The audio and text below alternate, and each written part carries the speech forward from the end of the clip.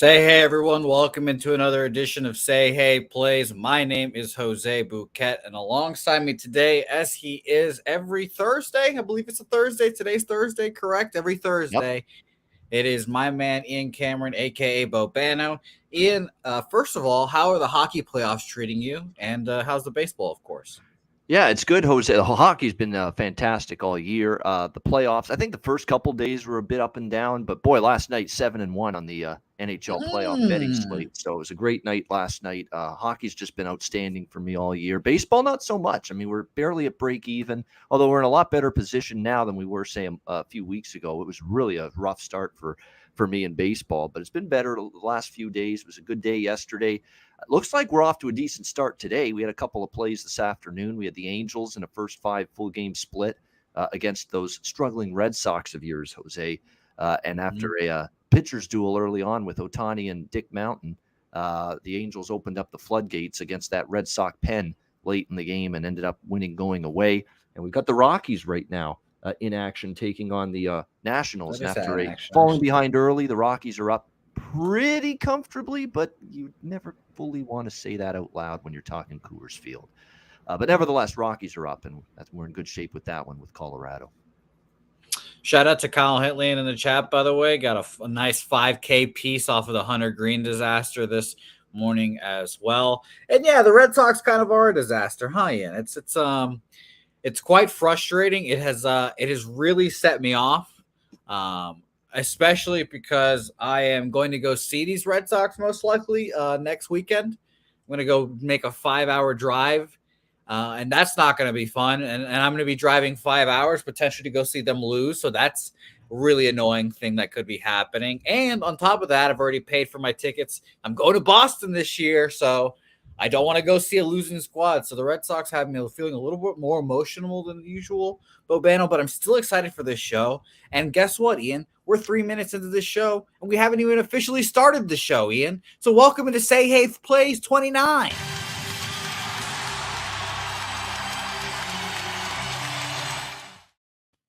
Say Hey Plays 29 in business here. Ian, I saw your face. I felt like you were concerned like we didn't actually hit record, but no, we're recording. We're ready to go. We're on it, and I'm ready for this card. It's one of my least favorite cards of the week so far.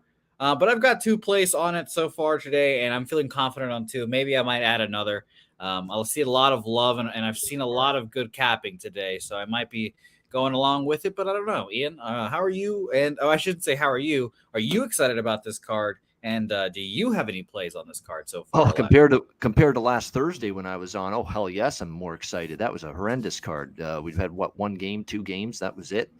Barely had any to talk about last night. So we got a bigger card. And I do have a few plays. Like we've got some decent positive expectation bets in place tonight with some of these games. So we're looking forward to that. We got to change that tune though when you make that trip to Boston to see the Red Sox. You're shipping off to Boston. You're shipping off to cheer this shitty team. I might be going on one of the games. I might be shelling out the fucking big bucks to sit on the monster too, Bobano. Yep.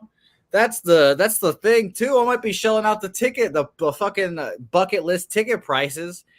I don't want to go see a team that gets shit on. So I'm a little annoyed, but I'm excited about this card, Andrew, because we're not talking about the Red Sox anymore. One last thing I'll say about them is we're all feeling a little bit better than Trevor Story right now.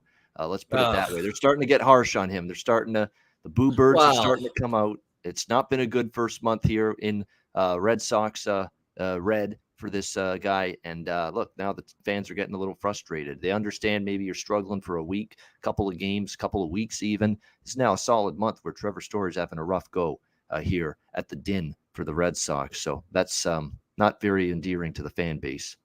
I don't know if he got another at bat, but I mean, 0 for 4 Ks today was not fun. Yeah. Not fun. It's not even putting the ball in play. That it's not just the 0 for 4. It's the 4 strikeouts. It's not even getting the ball in play, not even making contact. I think that's what even pisses off the Red Sox fans who know baseball as well as any fan base. That probably is what makes them even more angry. Yeah, it's frustrating. It's very frustrating indeed. But I hope they shove this down my fucking throat. The Yankees were in the same position last year. Still a chance. Next, our first game on the docket, a game that I might move on, and a lot of people are on it, and I can obviously see why. New York Metropolitans versus the Philadelphia Phillies here. We've got Taijuan Walker going for his third consecutive start against the Philadelphia Phillies, which is hilarious. He goes 2 innings to start the year, but he gets a little, shoulder, elbow, whatever, arm injury, then comes back on the 30th. 5 innings, 2 hits, no earned runs, 2 Ks, 1 walk, or I should say 2 walks, 1 K. So pretty good start there. But I would like to see him do it a third time, and I'm sure that you are on the Phillies as well, Bobano, because I've seen a lot of people on them in some form or fashion. Aaron Nola at home is a juggernaut. He's a great pitcher at home, and he even dazzled these Mets at their place. 6 innings, 7 hit ball, or 7 hits, 3 in runs, 9 Ks. That's a great start for Aaron Nola on the road. So really, I'm only leaning Phillies here, obviously. The minus 155 is too juicy full game. It definitely first 5 minus a half for me. That was my consideration or what I wanted to lean towards. However, these fucking Philadelphia Phillies have screwed me. So, I'm off this game ultimately. I think at the end of the day, Bobano, what about you here? Yeah, for me, I like Philly first 5 minus a half, minus I believe 115 is what that is, pretty much across the board. And I like the over 8 actually because Taijuan Walker is still. I've got to be convinced this guy is right. He had declined velocity in spring training. That was a big red flag for me. He got crushed in spring training. He had the first start where actually didn't give up too much damage, but then he got hurt. Ended up going on the IL, came back in that last start just last week against this same Phillies team, and he actually pitched all right, but it's still such a small sample size. He's only thrown 3.2 innings this year, so far. He had 5 in the last start, but on average 3.2 innings, 7 innings overall this year for Taijuan Walker. And he hasn't given up an earned run, but I still got to see it more before I'm ready to say, okay, he's fine. There's nothing to worry about here. And look, if you look at this situationally, this is now the Phillies getting a second look at Taijuan Walker in a week. And usually that's advantage lineup, when you make those adjustments and you have a better time of it the next time around. So I definitely think he's going to maybe struggle a bit more here against the Phillies. So I like the first 5, but I like the over too, because I think the Mets lineup, I like what I've seen from them lately. And as good as Nola is at home, and he's got a 3.86 ERA so far this year in minimal sample size at home, but long term his home ERA is great. But, the Mets have seen him a lot. I don't think it's a scenario where he's going to completely mow them down either. And at the back end of these bullpens, you've had bullpens that have had to work innings lately, for both sides. And fatigue bullpen sometimes leads to runs late. So I'm also going to jump in on an over here at 8 and also Phil's first 5. Yeah, I mean, the first 5, 4.5, normally that's an appealing number to bet an under at right now, with the balls and everything. We've beat that into the ground a billion times, but I would also be looking that way as well. I expect better from this Phillies offense. They're 8th against right-handed pitching, 109 weighted runs created plus. But, Martin Perez can go out there and dazzle them, for example. So it's so up and down. And the Mets right now, 3rd in weighted runs created plus against right-handed pitching at 118. So Mets, very capable lineup. Don't hate your overlook as well. Let's quickly touch on this game. A game I actually didn't think we'd be able to talk about. Blue Jays Guardians. I have nothing on this game. I didn't even cap this game really because I didn't think we would get to it, but I got time zoned again. I don't like Barrios traditionally, and Savali has been traditionally a decent pitcher for me, but he's been getting kind of rocked this year, if I do remember. So I'll just pass this ball to you, Bobano. Do you have anything in this one? Yeah, actually, I do. I have over 7.5 here with the Jays and the Cleveland Guardians. And I was going back and forth over Blue Jays, and I lean Blue Jays too, but I'm not going to make that official. This is minus 155, so it's not like it's a great bargain by any stretch. But I definitely favor Barrios here over Aaron Savale, who has not been right so far this year. Just been crushed here in his first few starts for Cleveland, and we know the Blue Jays are very prolific offensively, and especially against right-handed pitching. The Blue Jays have had their issues, here and there against lefties. They have not had any issues hitting right-handed pitching, and I think they're going to probably do some damage here against Cleveland, and a bullpen too for the Guardians that started out the year actually pitching pretty well out of the pen. They've kind of slumped a little bit lately, so this could be a night for the Blue Jays to get themselves 4, 5, hell, maybe even 6, if things really go right for them. And I think Cleveland's capable of tacking on at least a couple. Barrios has looked really good since the first start. Remember the first start, he didn't even get out of the first inning against Texas way back on opening day. And ever since then, he's turned it around. But boy, he's been living a little bit of a charmed life. I mean, he's been better, much better, but he's also been living a charmed life in terms of there's been runners on base in a lot of these innings, and he's found a way to tightrope walk his way out of trouble and minimize damage. You can only go so long doing that, in my opinion, for the Blue Jays. So that's why I ended up going with the over. I just thought it was a better play. You do have the Jays coming off that big series against the Yankees too. So from a spot perspective, you play a huge series against New York in the division, and you get a win in the final game of that series last night, and now you're going on the road out of the division. Just kind of a negative situation long term in MLB that. So I still favor the Jays. I think you'd have to look at this point -0.5 in the first 5 innings, get a better price than the money line in the first 5. I would definitely lean with that, Jays first 5, but I think the full game over 7.5 is the better bet here in this game. So that's what I'm going to rock with. Beautiful. And by the way, I forgot to mention this earlier. I took a note of it, but didn't mention it. Shout out to my man, Kyle Hintley, with the dono. He does get another banner, of course. Kyle Hintley has a bunch of them up there, and he's adding another one, another $10 donation. $10 donation equals another banner for me. So shout out to you, Kyle Hintley. And yes, my tickets are bought. I'm going to Boston regardless. Will I be pissed off watching this Boston Red Sox team? Will I want to throw myself off the monster during the Royals game? Who knows? But I'll be there. I'm excited to see you, my man. Thank you for the $10 donation. It's a live baseball game. They could win 10-1 or lose 10-1. You could be doing worse things than that. Exactly. Very much so. And let's give a shout out to the chat real quick. A lot of people talking about this game. The gas station report says Barrios nothing special. And that, in my opinion, I agree with you right there. I don't believe he's that great of a pitcher, but he is pitching well. Reek on the team total over 4 for the Jays.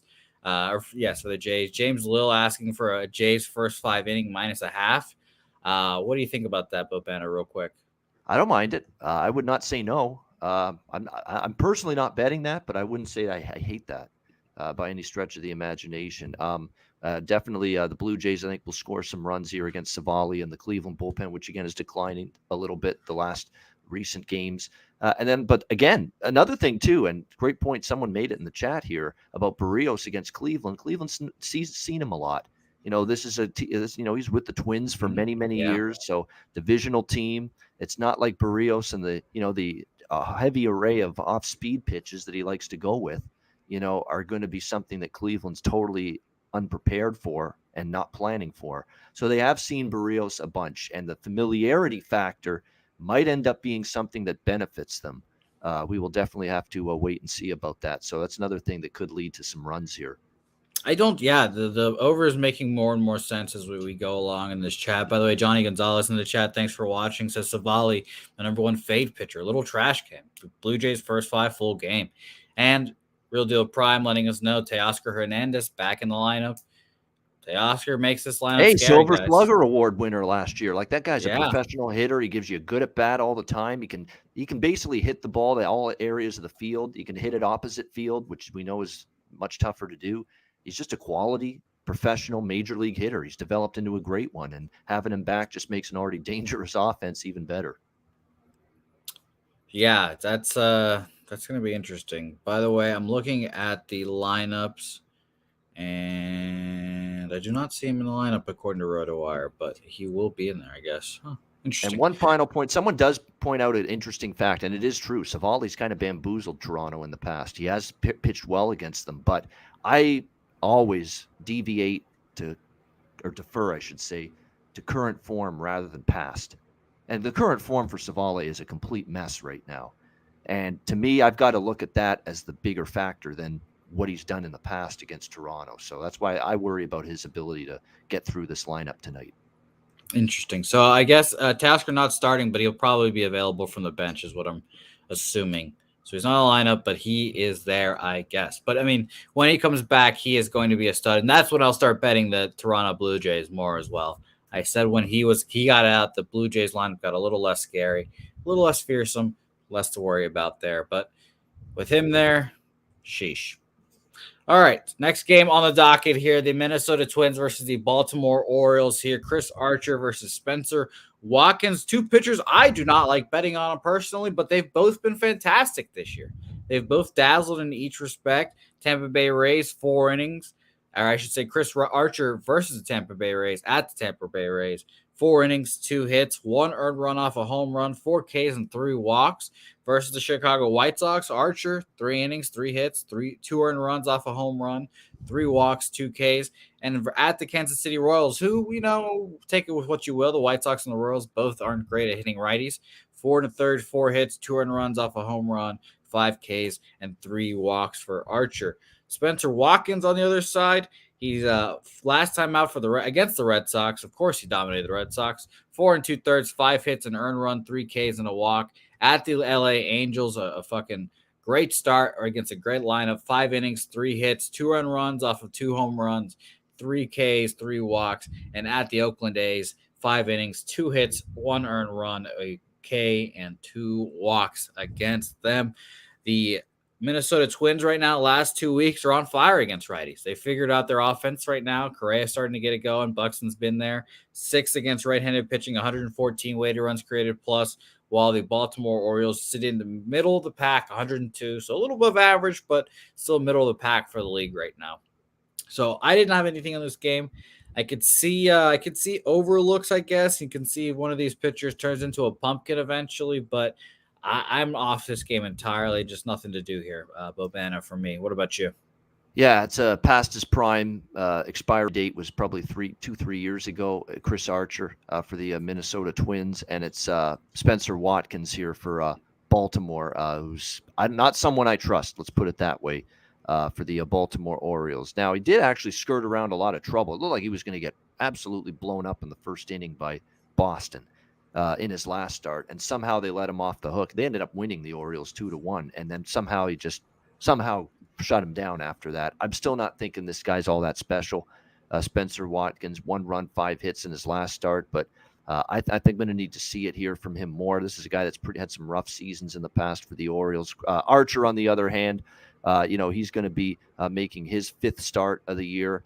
He's actually been okay, but he's not pitching deep, and you're going to see a lot of the Twins' bullpen numbers aren't great by any stretch. I mean, 3.97 in his last 3 starts. I don't like the fact that walks have been an issue for Chris Archer as well. You can't like that whatsoever. 9 walks over his last 10 innings. That's just not very good. Command and control is a problem for him going into this start. Now, Baltimore's not always a patient lineup, so maybe this is just that free swinging lineup to let a guy like Archer off the hook, for a guy that's got serious command and control issues right now. But, at the same time, I think these are 2 vulnerable pitchers, and you basically hinted at what I did bet here, Jose, and that's over 8.5. So keeping it simple. Like I was on the over last night. Bundy is back to fade. He's back to Al Bundy. We saw that on clear display last night. Remember that nice little first 3 starts of the year, and we're thinking, wow, this guy's pitching great. We knew the bottom had to fall off at some point, and it sure did. Last 2 starts, Tampa, and then again last night against Baltimore, he was crushed, and he's back to fade material again, just like that. That game flew over the total. I don't know if this one will fly over it as easily as that one did, but I think we'll get over 8.5. Yeah, I don't hate it. By the way, shout out to Anthony going with 6 total bases from Kyle Schwarber today, plus 1335 for him. Now, that Anthony does bring up a point that I will mention. I think I've talked about it before. Is that I think I'm taking batter versus pitcher stats with a little bit of grain of, I should say a lot of a grain of salt now, because the balls are different. Balls are different. So those are different stats with different balls, and I'm going to be a little concerned there. I think this year, the prime example is Kyle Schwarber. He was like 5 for 5 jacks or whatever it was off of Taijuan Walker this year. He's faced him twice, nothing so far. Obviously, the those 5 home runs were with the juice balls or whatever balls they were using, and now the new ball. So we'll see. I don't hate the look, but just a heads up there. I'm taking all those stats with a grain of salt. Next game on the docket here, we've got the Detroit Tigers versus the Houston Astros here. A game a lot of people like and a lot of people are betting here, Bobano. A lot of people are on the under. A lot of people are respect on the under. Tariq Skubal on one side, lefty, and he's got a lot of love. And, he's shelled early on in his career, comes back, turns out to be a good pitcher, I should say. And his last 3 starts, he was at Minnesota, 5 innings, 6 hits, 3 earned runs, 4 Ks, 2 walks. Versus the Colorado Rockies at home, he went 6 innings, 5 hits, no earned runs, 6 Ks, no walks. A great start there. And at the Kansas City Royals, 5 2/3, 4 hits, 1 run, I should say, not earned, 7 Ks, no walks. So he's been walking the rock. He's not my guy personally. I think I lump him and Mize together as one pitcher, and that's why I don't like Skubal, because Mize has just screwed me so many times. But a lot of people like him today. On the other side, Jose Urquidy, 5 innings, 7 hits, 4 earned runs off a home run, 6 Ks, and a walk last time out for him at the Toronto Blue Jays. And he's one of the guys on the Houston Astros staff. I've said it many times. Urquidy, Framber, Luis Garcia. They're all bet on, especially at home for me. Or I should say, in particularly at home for me, because I don't like betting on them out on the road. Framber's starting to morph into that all the time pitcher, but Urquidy and Luis Garcia are definitely only bet on at home for me. I guess I'd lean towards the under, like everyone's saying, but I didn't get there on my own merit and capping, so I don't want to add it onto my card. I do think that it will be a good bet, and I don't hate a first 5 under as well. Bobano, what about you? Yeah, I definitely lean under. I didn't pull the trigger, but I lean in that direction. What I did pull the trigger on is I think we have a live dog here in this spot with Detroit.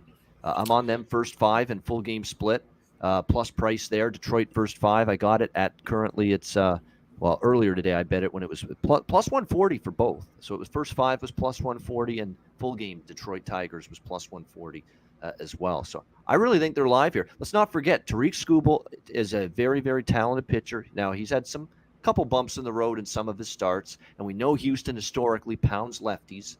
We know that, but they haven't always pounded lefties this year. They've had some issues. They haven't necessarily been that automatic, big night at the plate against a left-handed pitcher this year. And if you actually look back on what Skubal did last year facing this Houston Astros team, he pitched a gem against them. 7 innings of 1-run ball against the Astros, and Detroit won that game by a score of 2-1. So I think Skubal has the potential to maybe neutralize this Astros team. And I don't love the spot either for the Astros here. They just destroyed, their opponent in the last series they played, and it was not even close. Seattle, they won that series, 15-2. 14-2. They outscored Seattle in those 3 games. They are playing well now at the moment. They are entering this game 6-2 in their last 8. They're actually 6-2. Yeah, 7-2 rather in their last 9 games. They're playing good baseball, Houston, right now. But coming back home after a pretty successful, or after a sweep. Now they're still home actually after playing Seattle. But sweeping Seattle. Now you have a new series and you have a good pitcher on the mound here in Skubal, who shut you down last year when he pitched against them.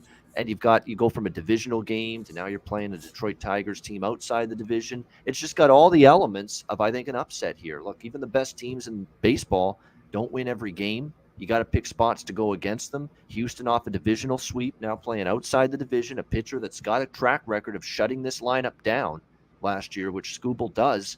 I think you could do worse than taking a shot with a live Detroit Tigers team here tonight as an underdog. So that's what I'm going to do. First 5 full game split plus 140. Yeah, I mean, I don't have any response. I can't go against you there. It'd be Tigers or pass for me. I like the first 5 full game split, the Bobano split as I call it. And I like it wholeheartedly there. I'm not going to add it with my card, but I don't hate it at all. But we finally get to something that I have added onto my card and something I do have. Miami Marlins versus the San Diego Padres here. Jesus Luzardo, I believe in Jesus. Baby Jesus on the mound here. The last 3 starts for Jesus. 6 innings, 2 hits, 1 earned run off a home run, 5 Ks, 2 walks versus Seattle Mariners at the Atlanta Braves, who are starting slow, but we know they've got the bats out there. 5 innings, 2 hits, 1 earned run, 8 Ks, 4 walks, and versus the St. Louis Cardinals, the start that I bet him on, of course. The Cardinals are good squad hitting lefties. He got 4 1/3, 7 hits, 5 runs, 4 earned, 3 Ks, 2 walks. So he bounced back from that start, pitching well. My man Jesus Luzardo. On the other side, we've got Nick Martinez, who I have actually bet against, I think, every single time he has came up on the mound. And I think somehow I have won every bet because he seemingly always in the 4th or 5th inning, he gets a little, control goes, starts walks a guy, grooves a fastball, home run. And it seems like it's kind of like clockwork. At the Cincinnati Reds, I did not bet him in this time, or to bet against him, I should say. But he had 5 hits, 2 earned runs, 5 Ks, 2 walks. Versus the Dodgers, a time that I did bet against him, 4 2/3, 4 hits, 2 earned runs off 2 home runs, 5 walks, 4 Ks. Versus the Atlanta Braves, I think I bet against him here too.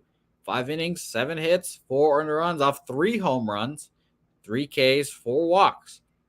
Now, normally you guys hear me say, if a pitcher goes out there and does that, one time, if it's like 3 earned runs off 3 home runs, 4 earned runs off 3 home runs, whatever, I'd be like, okay, well, he had a pretty good start. It happens, at least 3 balls on the plate, they get tattooed, shit happens. But this is just a consistent theme with Nick Martinez.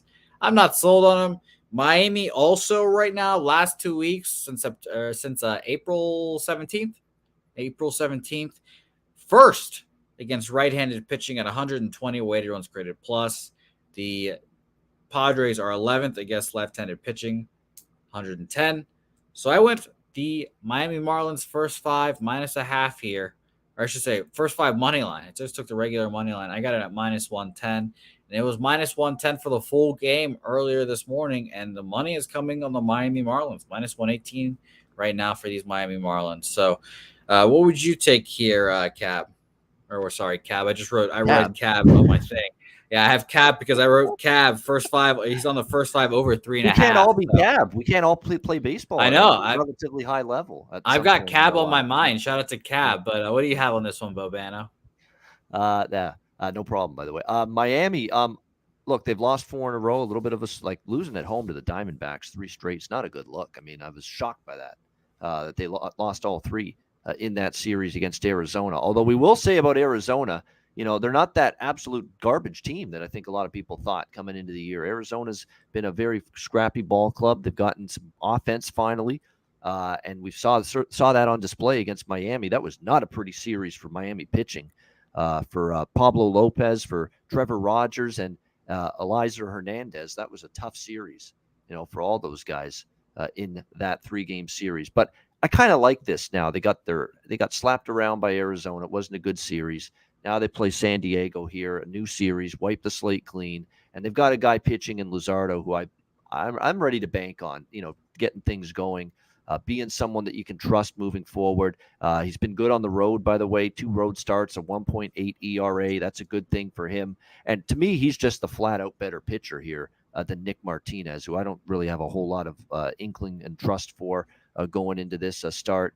You look at the numbers, by the way, for San Diego against lefties, only 222 the last 10 games against left-handed pitching. So we'll see how that goes against Luzardo tonight. But as far as Miami goes, and you look at their numbers lately, they have been better against righties. They match up, I think, pretty decently here against a struggling, untrustworthy Nick Martinez, in my mind. And it's certainly an onus after getting swept. I think you'll get a good response from them. I think the matchup pitching wise is in their favor. Just right alongside you here, Jose. It's more than enough for me to get involved with a patented Ian Cameron special. First 5 full game money line split here with Miami.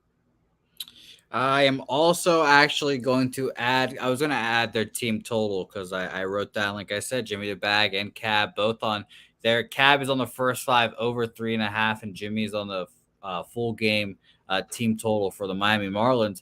Bovada not even hanging Miami Marlins team totals right now, not even making them available. So that's very interesting to start. So I instead have to opt for the first 5 team total. I'm taking the Miami Marlins first 5 team total over 1.5 right now at minus 110. fading Nick Martinez at most every chance I get. Most every chance I get. So we will see there. I'm excited to watch that game now. Very excited to watch it. And I think I've watched a lot of Nick Martinez, and that's just because I just bet against him a lot. So it'll be fun. It'll be a fun game. Next game on the docket. Another bet of mine, thankfully, I have here. I'm on the Tampa Bay Rays first 5 minus a half at plus 105 here. Robbie Ray versus Shane McClanahan here. And Robbie Ray, unfortunately, is proving to be, he's proving to peak, I guess. I don't know what we're going to call it yet.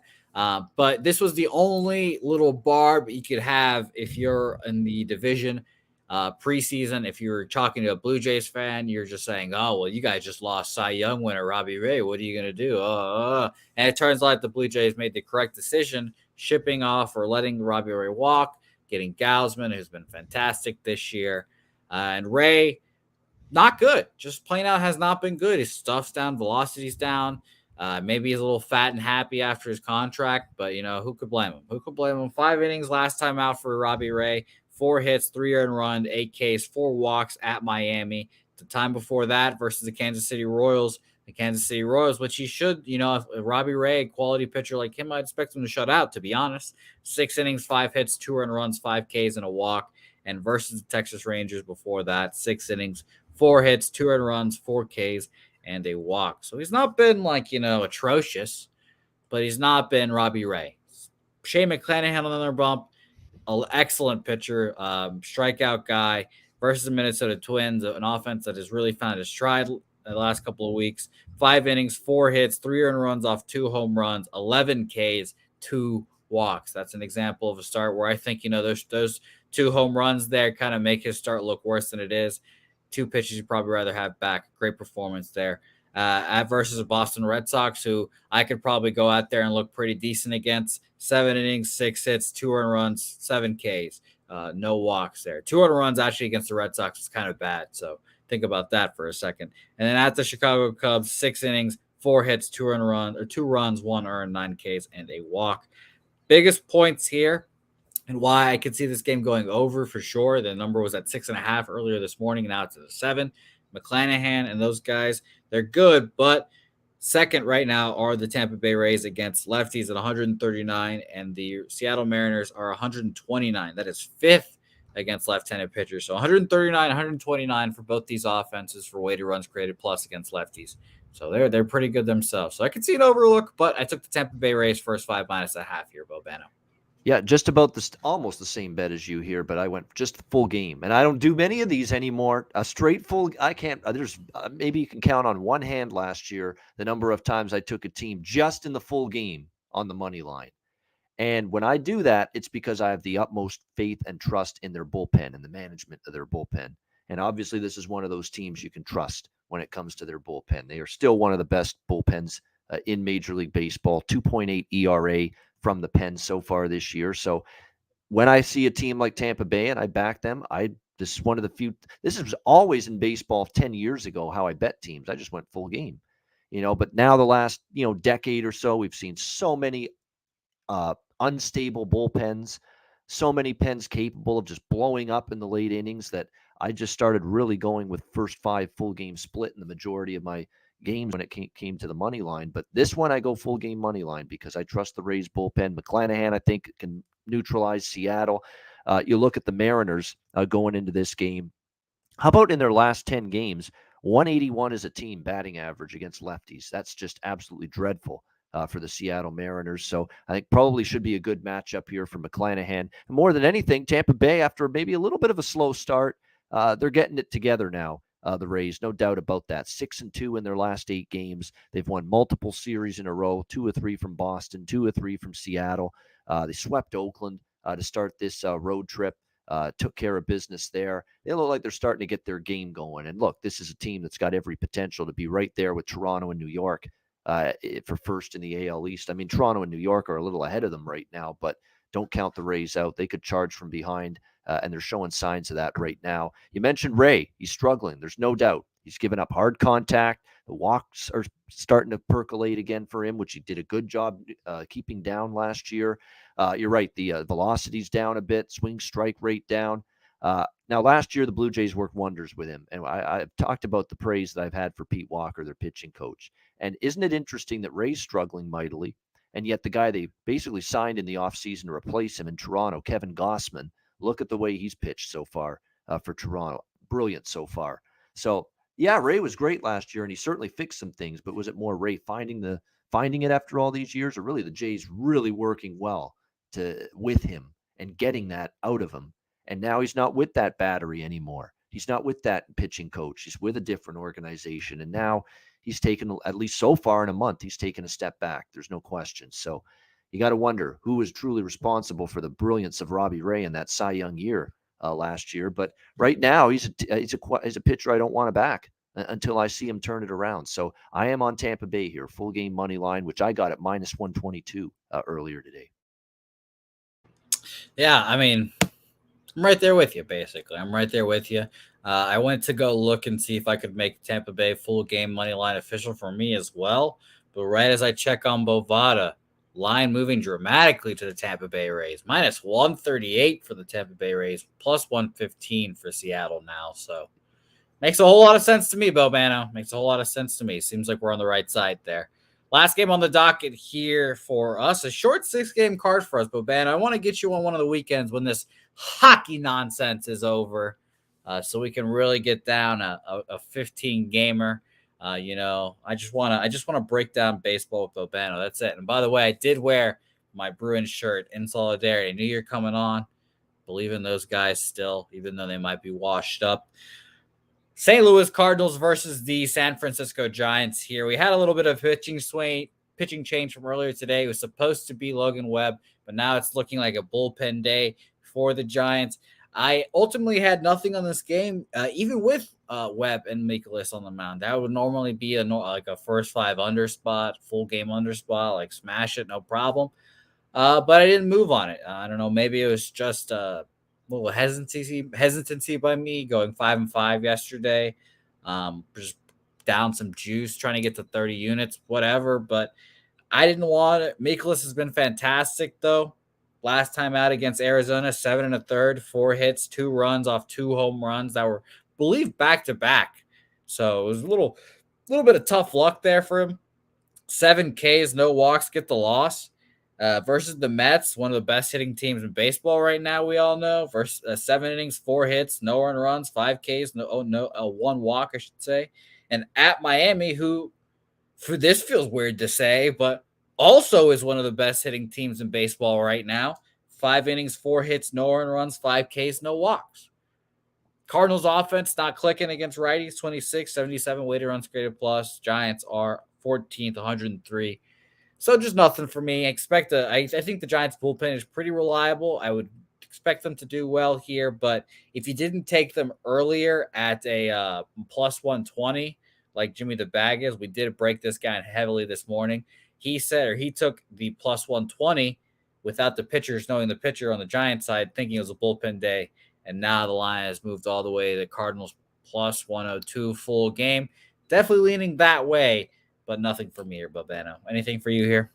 Yeah, this has been rather shocking to me to see Mikolas pitch like this. Last year, 2 years ago, I'm really looking for ways to try to fade him, but I can't argue with the results so far. What he's been able to do for the Cardinals, he's been really strong. I mean, he's played 4 starts. He's given up 3 runs in those 4 starts, 3 runs over a span of 25 innings. I mean, it's been pretty damn impressive from the guy. Now, I think at some point you're going to see things turn around a little bit, and you're going to see him, fall back to earth a little bit. He's not going to keep this up indefinitely, but for the time being, he's not someone I'm in a rush to step in front of. That being said, doesn't this price look cheap on San Francisco minus 120 at home? They've been great in this ballpark dating back to the start of last year. Ever since Gabe Kapler got there, they had that brilliant season last year. It just feels like there's value in this price on San Francisco, but with Levera, there's some question marks here about how deep he's going to go. There's probably going to see a lot of bullpen arms here tonight for the Giants in this game, and I don't want to go against Mikolas enough here, given the basically it's going to try to cobble together 9 innings from the San Francisco pitching staff to want to fade Mikolas when he has pitched well. And really, I want to see him have that game where he gets roughed up, has a little bit of a tough time, and then maybe we start going against him. Until then, we'll just give him his credit. We'll tip the cap and we'll say, hey, Miles, well done. You're pitching well. I don't want to go against you, and that's kind of the way I feel here. To me, the value is San Francisco, but I'm going to stay off. Yeah, I don't blame you there. Don't blame me there. So, by the way, shout out to Occupancy joining the chat. My man, what's up? My man, Real Deal Prime says, Miles is in the zone. Yeah, I mean, that's what it is. And Ron Lofton asking about a live betting show. Yep, the nightcap, 8 p.m. today. Dabby Cap, Boston Nick, and all those guys come in there, say hello, and all that good Yours stuff. truly, by the way, will be on that show later in the summer. When things really start to wind down, hockey's over, basketball gets finished, and it's mostly just baseball at night. Yeah, I'll jump in on that show a few times. Beautiful. Yes, it's going to be a good time. I was on it already once. It's a good time. It's a very good time. Cannot wait for it. And by the way, PP Parlay, as I'll call you, I don't know if it's Papa Parlay, but he's saying St. Nicholas. This is St. Nicholas. I like that nickname. Old St. Nicholas coming to deliver presents around to the children. I like that, my man. I wrote that down. I'm gonna star it. That might be a graphic that I am making. Shout out to Parlay. All right, Bobana. That was a short card, but a fun card as always. We do this. I'm excited to break these down with you every Thursday, and it lives up to my expectations every time. Right now in the season, let's recap. I'll recap for my record for everyone: 112 and 89 plus 27.49 units. I think that is actually updated with the Red Sox losing. So I am technically down already 1 unit today, but I believe this is going to be not my favorite card, but I added something on the show too, so it'll be a fun card. Miami first 5 money line minus 110. I got that when the full game money line was minus 110, so the line has probably changed there. Tampa Bay first 5 minus a half at plus 105. And I took Miami's, or I should say I added Miami's first 5 team total over 1.5 for the first 5 innings at minus 110 there for me. Bobano, what do you want to make official on the show today? All right. Well, it's what did we have? We have got Philly minus a half, minus 115 first 5 innings against the Mets, and the over 8. Mets and Phillies as well. Toronto, Cleveland over 7.5, minus 120. Miami first 5 full game split, minus 105 first 5 innings, minus 110 full game. Lean over, by the way, in that Padres Marlins too, but I'm just official on the first 5 and full game with Miami. We've got Minnesota, Baltimore over 8.5, minus 110. Detroit Tigers plus 140 first 5, and Detroit Tigers plus 140 full game. And Tampa Bay minus 122. And Vladdy just went deep for the Jays on 2-run shot, 2-0 Jays. Oh, here we go.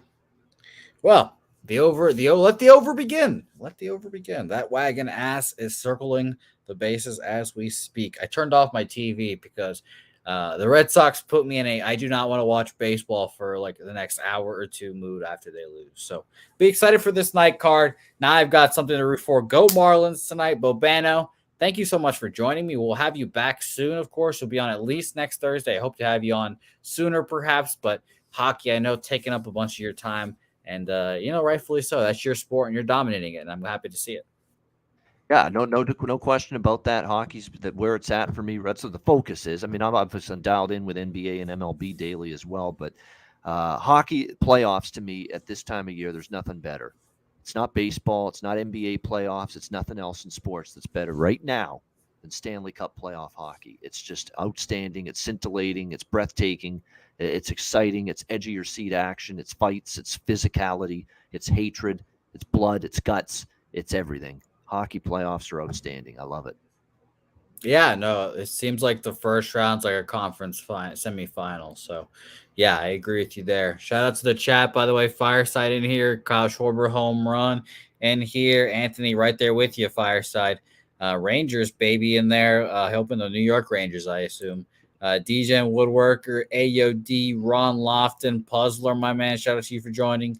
Real Deal Prime. Parlay, thank you for joining. Occupancy, hope you come by more often, my man. Thank you for joining us today. Hope you guys enjoyed the show. It's going to be a good show. Roger that 215, Mr. MDR, as I call him. All you guys. Thank you guys for watching. It'll be fun. Tomorrow we'll be back with your other half, Bobano, Connor Mack joining me. And of course, let's go fucking Marlins tonight. It's going to be a fun show. Bobano, when can the people find you next time out, huh? Next time on this channel, it's going to be, it won't be tomorrow. Jimmy's got horse Oh, racing right. tomorrow. Yes. So it's Florida Derby, or not? No, it's Kentucky Derby. It's the Oaks, right? That's what they call it tomorrow? Kentucky Oaks, I think they call it. That's Yeah. tomorrow on the Friday, the day before the Derby. So they got a show set up for that throughout the day tomorrow. So there is no betting with the bag, which means there's no me on the show tomorrow on my usual Friday. So I'll just be on the NBA Pub Hub tomorrow, 4 p.m. Eastern, 1 p.m. Pacific, with Ski, Dutch, and Wham breaking down the NBA. And we'll have that on the weekend as well, Saturday and Sunday NBA Pub Hub. And then next week as well. And I'll be back with you next Thursday, and I'll be back with Jimmy next Friday.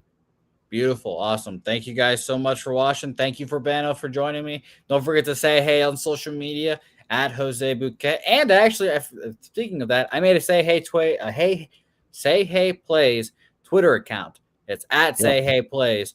Go follow Say Hey Plays there. I will. I don't know what I'll be posting on there, but I'm going to be posting on there more often. Show links, all that good stuff. And I know a lot of you guys aren't on Twitter. Please let me know how you guys best find the show and stuff. I'd be interested to see there. Obviously, keep in touch on YouTube. All the streams will be there. And like I said, don't forget to say hey on social media. We'll see you guys then.